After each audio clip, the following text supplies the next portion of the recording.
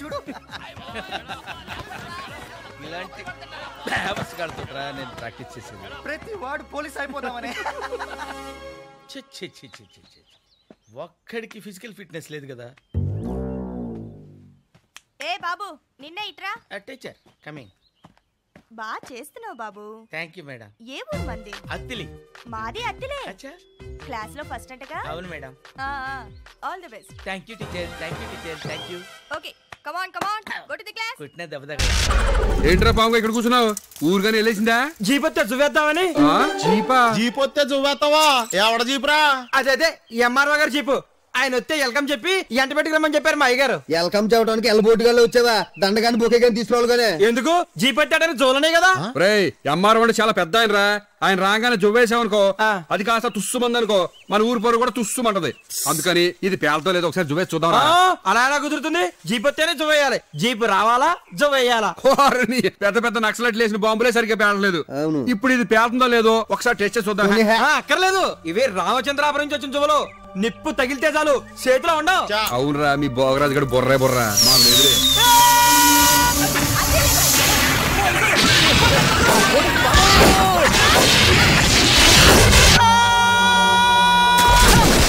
వాగరాజు గారు కోడి కట్టే లోపే పోలీసులు వచ్చారంటారా బాబు? దాన్ని వదిలేసిన పర్లేదు, నేను వదిలేస్తే ఎవడొకళ్ళు లక్కుపోతాడు. ముందే పరిగెట్టేస్తాడు.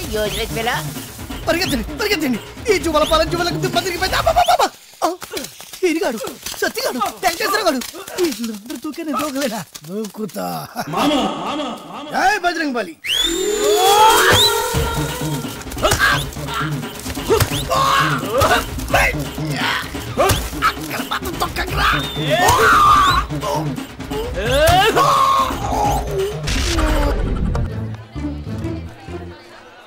గౌరీ నీ బుక్ లో ఏం రాశాడు?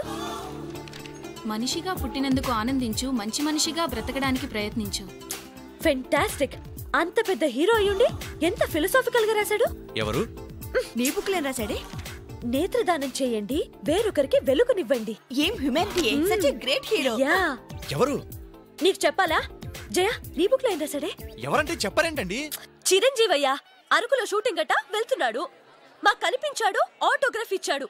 అన్ని చెప్పాలా నీకు డీటెయిల్ గా? చిరంజీవా? చిరంజీవి అంటారు అన్నా.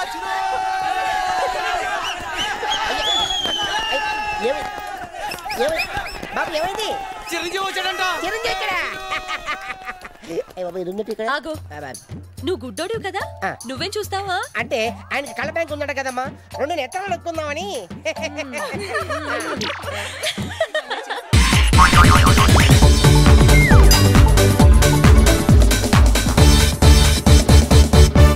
నిజంగా నువ్వు నా బాలామణివే అయితే నేను నీకు ఆ డైమండ్ ఎక్కడిచ్చాను, ఎప్పుడిచ్చాను, ప్రస్తుతం అది ఎక్కడుందో చెప్పు. శోభనం అయ్యేదాకా నేను అడిగినా కూడా ఆ డైమండ్ ఇవ్వద్దని ఆ రోజు మీరేగా చెప్పారు. చెప్పానా?